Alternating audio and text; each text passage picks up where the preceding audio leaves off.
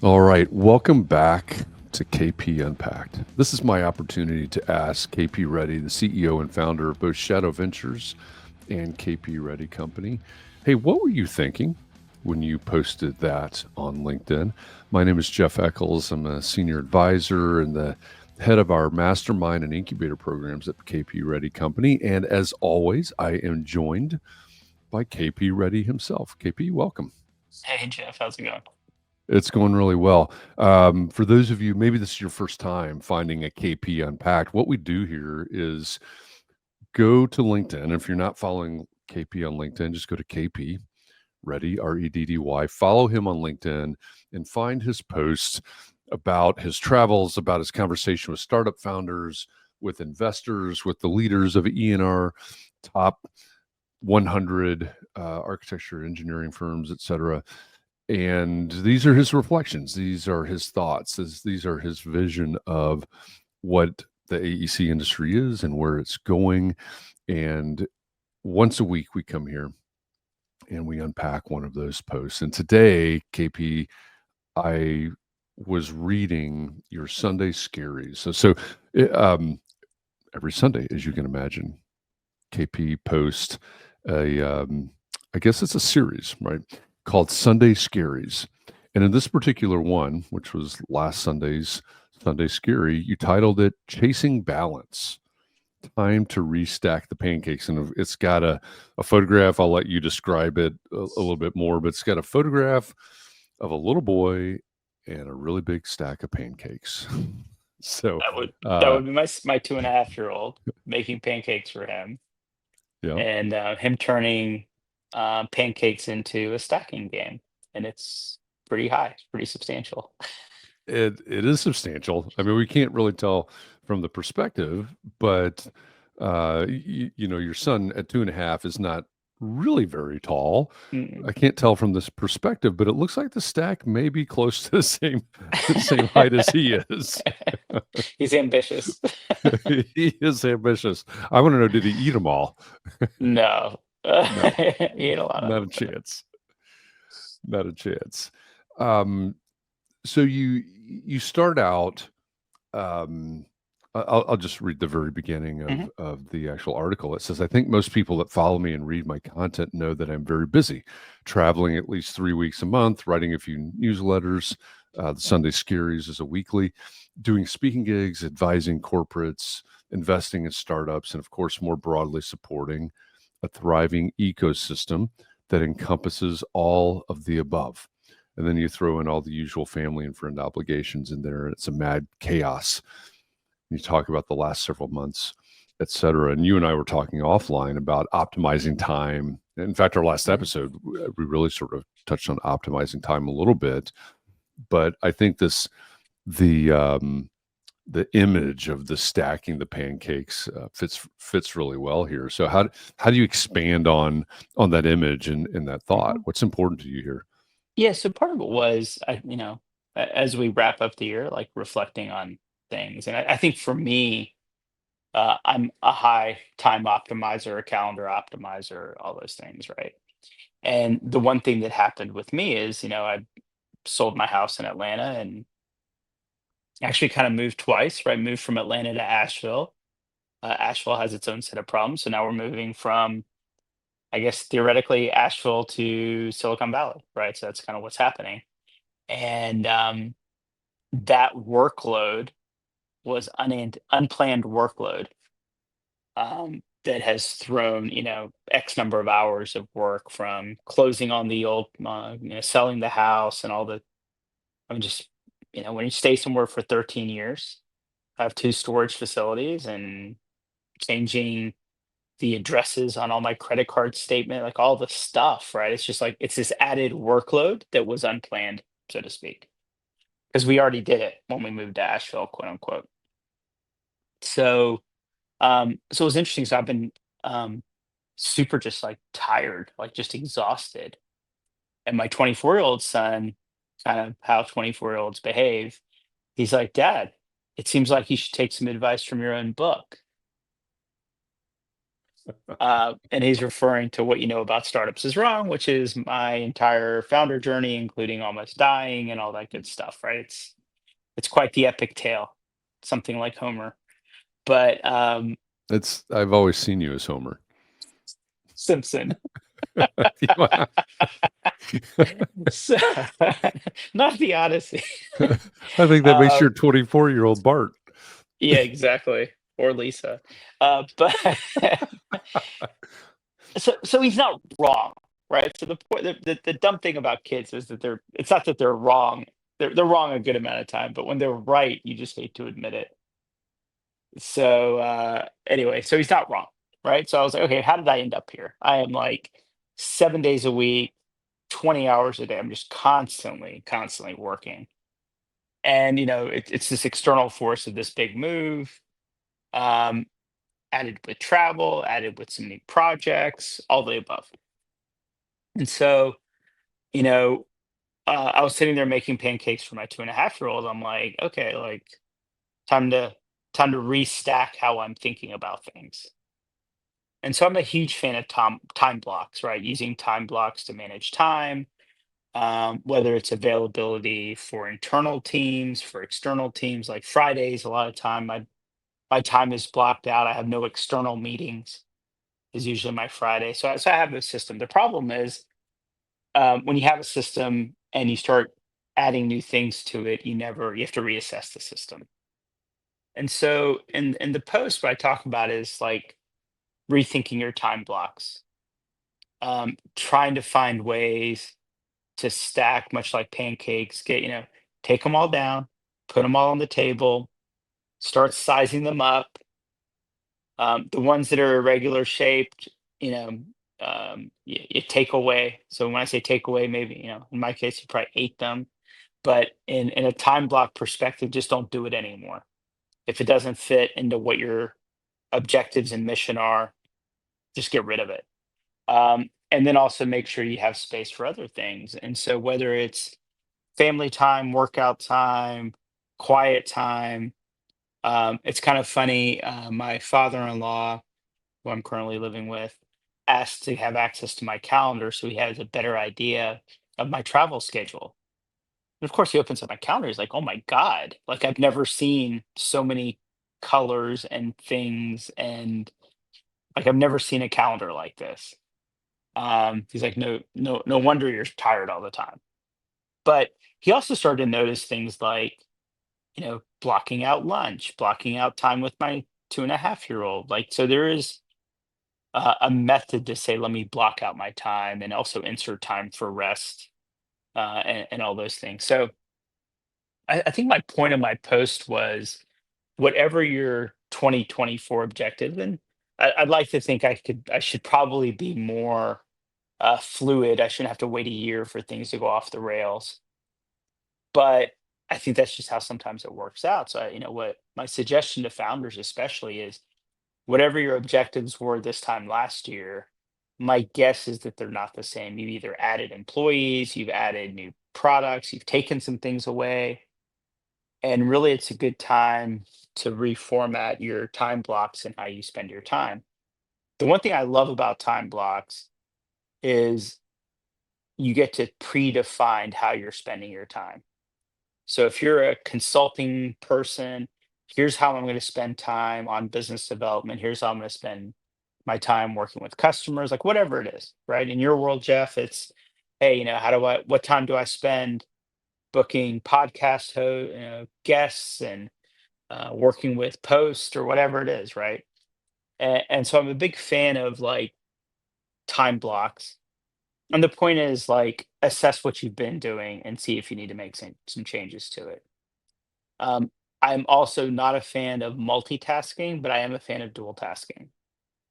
I will take my son on a walk, quote unquote, spending time with him in a stroller, and I will listen to my necessary podcast. Most of the podcasts I listen to are necessary, they're economic stuff, whatever.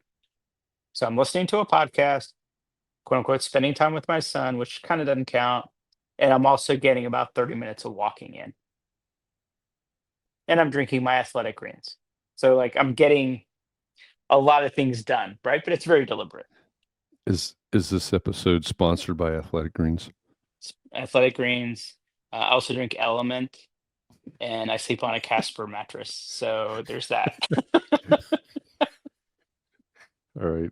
My I next Slack wish. I mess, wish. yeah, my next Slack message to Jesse is about pitching all of those.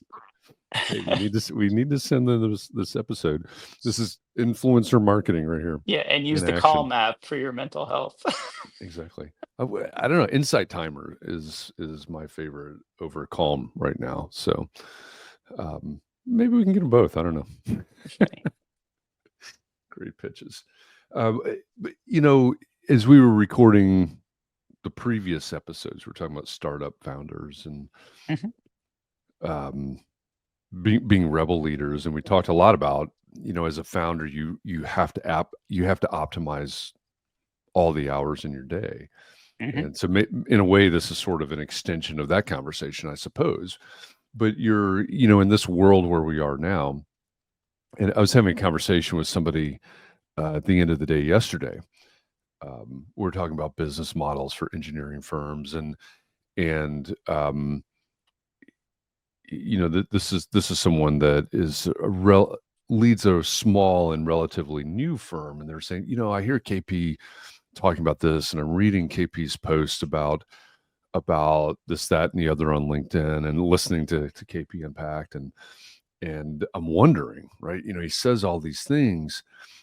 How does that apply to me? mhm, Right? Because and we say this all the time, right? The firms that we reference and the people that are in our mastermind groups, our innovation leaders, our construction technology mastermind groups, et cetera, they're from larger firms, right? mhm, We talk about E&R lists and things like that. And so you've got this person that's basically a sole proprietor, and they've got a little bit of a partnership going on with somebody else, but they're going, okay, how does all that technology and AI and innovation, how does that all that stuff that's happening at the big firm level, how's that apply to the small firms? And I think what's really interesting is that for everything we talk about in terms of innovation, everything that we talk about in terms of technology, really the game changing piece of it that we talk about is the human the human factor yeah, of it, mhm, right? And the call map, insight timer, time blocking, all mhm, these different things. Our grandparents might have called them all these newfangled things, mhm, right? We're talking about how all of this could be high tech, or it could mhm, simply be a paper calendar. It's a little hard to mhm. share maybe your paper calendar with your father-in-law, but Yep.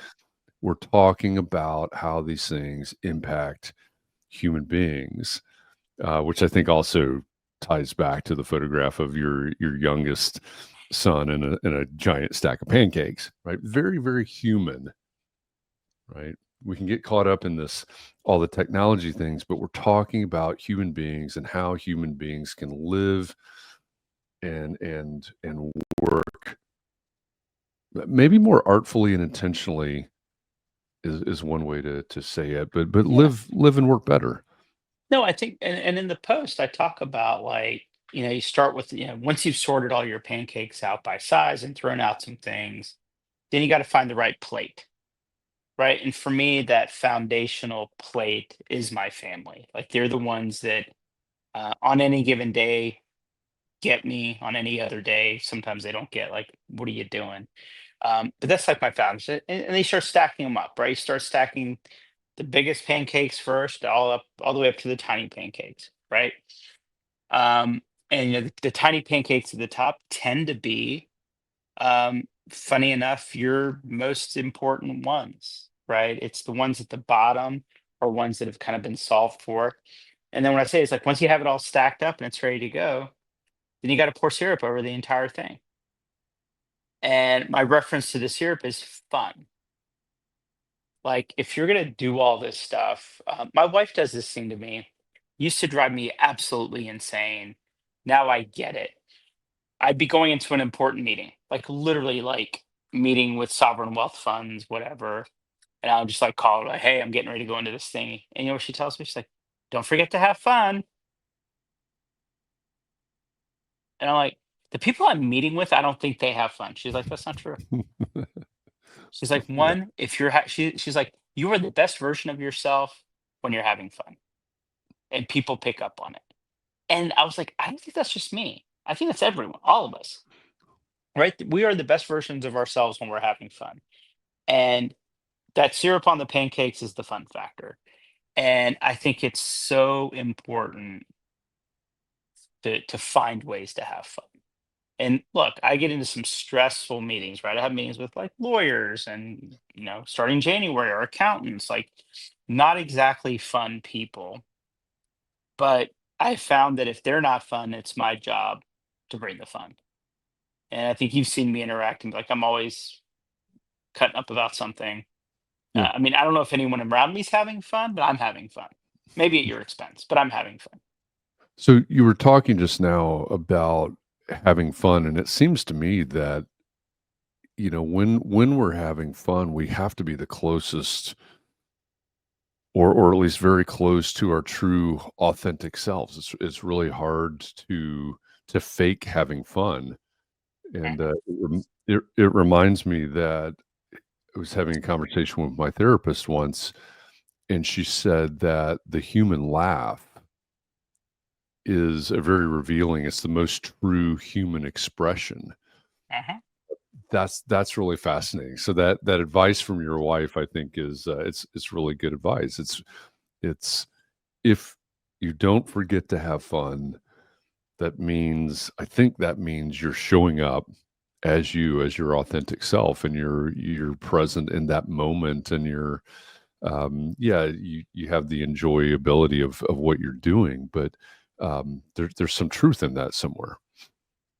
100%. 100%. And I think, you know, she, I used to think that she did that, kind of give me a hard time. But it turns out like, in the heat of things, we get kind of, I don't know, tightened up around the seriousness of what we do. But Sure. when her reminder to me is like, you could be doing anything you want. Like you're very fortunate you get to literally create the career. You've created the career you've always wanted. And like just remember that. Like you're doing it because this is what you want to do. This is what you enjoy. And so I think we all need that friendly reminder, right? Like this is what you enjoy. And if not, you should be doing something different, quite honestly. But I do think for founders, especially, right? I mean, I think this applies to everyone. But for founders, you've taken a big risk, a big leap, because this is what you wanted. And I Yeah. don't think you wanted something that creates pain and misery. I mean, it might create some pain and misery, but that's not why you chose it. Yeah. Yeah. I mean, I come back to this when I talk to students, and, I come back to this example a lot. Samuel Mockbee was an architect that I've got a lot of respect for. He became known as the citizen architect. Fascinating um, story about Samuel and his work, et cetera. But he was a guest lecturer at Ball State years ago after I graduated, but before I went back there and started teaching. And it was one of the few guest lectures that I actually drove from Indianapolis to Muncie. It's a little over an hour drive to go listen to him. And one of the things he said is a very simple thing, absolutely true, but a very simple thing. He said, "Nothing worth doing is ever easy." And I think that is a truth, and I think if we embrace that and understood that we chose this thing, whatever this thing is, we chose it for a reason, and to enjoy the pursuit of that. I think that's really important as well. So if you're listening to this, and maybe you jumped in at the middle, I'm not sure exactly how that happens, but what we've been talking about is KP's post, his Sunday Scaries post from November 24th, 2024, just in case it's 2028 when you're listening to this. But the title of the post is Chasing Balance, Time to Restack the Pancakes. And um, if you missed this at the very beginning, there's a photograph there of his youngest son with an impressively tall, I mean, I think it's really impressive, impressively tall stack of pancakes, and great little bit of levity there, a little bit of tongue in cheek there, a little bit of fun there, but a really good lesson about the need to occasionally and the reason for restacking those pancakes. So KP, thanks for showing up today and unpacking this LinkedIn post for us today. Yeah, and Jeff, one other note is, my Sunday Scaries come out every week. We'll be actually publishing kind of a physical or ebook copy of Sunday Scaries 2024 year in review. So Nice. I've got my publisher working on formatting that, and that's going to be available for free on our website. So take a look out for that. We'll also have it available via Amazon. I think the Amazon requires you charge 99 cents or something. But for a lot of people that want the physical, I don't think we're going to sit here and print out physical copies and mail them to people. So we'll Probably let not. Amazon's third party logistics handle that for us. But I'm pretty excited about it because I will tell you, I do write that on Sundays, every Sunday. It's been almost a year since I've been doing it. And as you know, it's not trivial to consistently do something. And I think one is it's been consistent because I get so much fuel both in doing it, like the feedback I get from people is fantastic, but because I'm out and about and just I try to be very observational, that there's always like a lot of good content to write about. At least I think Mhm. it's good. You may think it sucks, but you know, so, but definitely keep an eye out for that. That'll come out by year end, I believe. Yeah, yeah. So look out for that. The Sunday Scaries 2024 year in review. Some of the other things that we talked about, the incubator. If you want to find out more about our startup incubator, you can go to kpready.co, kpready.co/incubator. There's a page there you can apply to be a part of it. Um, we generally have openings for startups that want to participate there. We always have openings for more mentors and advisors, et cetera, if you want to get involved in a different sort of way. And I think we also touched on mastermind groups a little bit. So go to our website and look under programs for mastermind groups. Of course, you can reach out to KP, reach out to me. There may be a more direct line to me than to KP, especially on incubator and mastermind, because those are my areas here at KP Ready Co. So happy to share more information, help you get involved in those. And we've been unpacking a post by KP Ready on LinkedIn. If you aren't following KP, look him up, KP Reddy on LinkedIn. As he said, many of his posts come from observations that he's made as he travels, as he talks to startups, as he talks to investors, as he talks to leaders in the AEC world, and those turn into posts, and then that turns into my opportunity to ask KP, hey, what were you thinking when you posted that on LinkedIn? What was the impetus for that? What's behind that particular post? We'll be back again next week with another KP Unpacked. Thanks for joining us today, and we look forward to having you back here next week. Thanks, KP. Thanks, All right, everybody. thanks, Jeff. See, yep. See you next week.